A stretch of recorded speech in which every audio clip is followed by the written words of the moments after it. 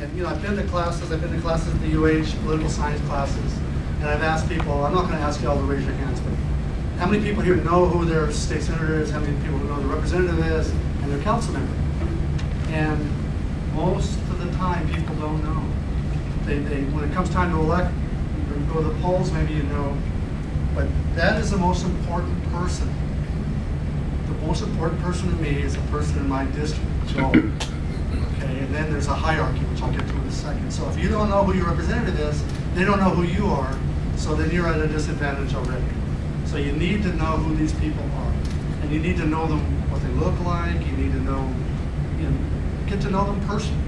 And a lot of people say, well, they're too busy, they're too busy. Well, we're not. I mean, anyone who's too busy doesn't deserve to be serving in office. That's my opinion. You know, I'm a state senator, my district is the largest district in the state, I meet with people when they want to meet with me. During the session, it's hard, but outside the session, if someone calls me up, from my district especially, but even outside my district, they say, you know, Senator, could you have a few minutes? You know, we'd like to meet with you. I'll meet with them. And once you meet with them, then you have a relationship with them. Okay, then now all of a sudden you're higher on the hierarchy. You're not a nobody, you're somebody they know. And so that's the first step. You have to know who your representatives are. Meet them personally. Relationships matter. That's probably the #1 rule in lobbying and in the work that I do. Relationships matter. Number 2, know the basics of government. You know, I got an email today from someone who wanted me to block the Food Modernization Act or something. You know, it's an act that's going on in Congress and I had nothing to do with it.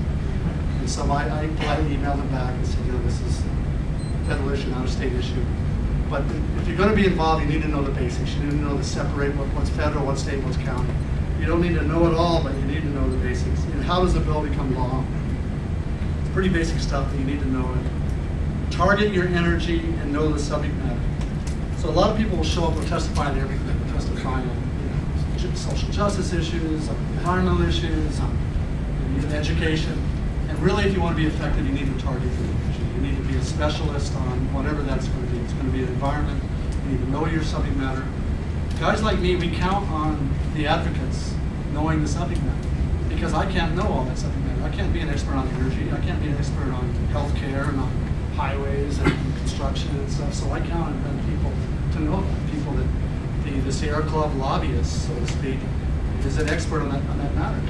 And so I'll ask them, you know, what do you think about this? And so every area, you need to know your stuff if you're going to be an effective advocate.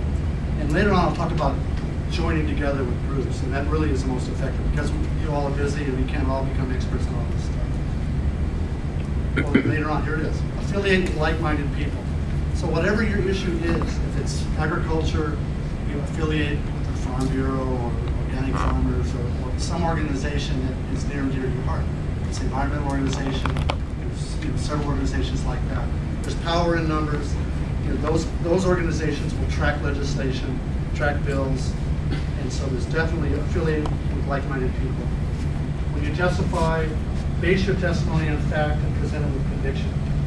Sometimes it's okay to go up there and yell and scream or cry and stuff, but really you need to have facts with that. It's okay to be emotional. And offer an alternative solution. Don't just say no. A lot of people just say no, no, no, no, no.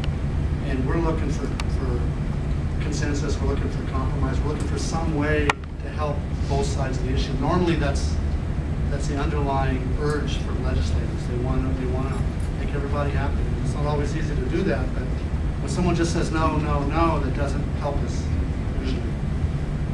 Advocacy is like a non-stop 24/7, start now, never stop. You know, that's the bottom line. Majority rules, count your votes. We talked about that. I'm going to kind of fly through this because I want to get to some questions on this.